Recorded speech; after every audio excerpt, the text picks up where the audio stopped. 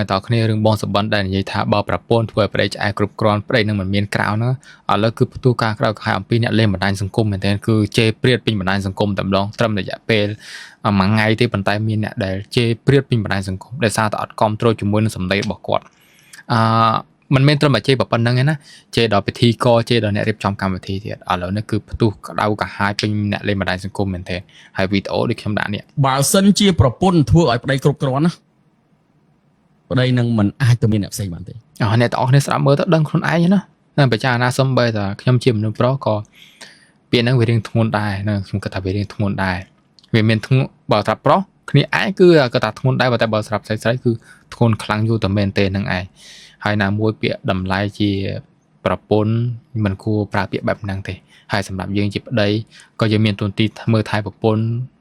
មិនគួរបែបហ្នឹងទេបែបហ្នឹងគេមិនហៅថាប្រពន្ធវាទៅជាលក្ខណៈស្រីបំរើបាត់ទៅហើយកន្លែងហ្នឹងអញ្ចឹងបានធ្វើឲ្យមានការផ្ទុះការជេរវិញញ៉េពេញបណ្ដាញសង្គមតែម្ដងហ្នឹងឯង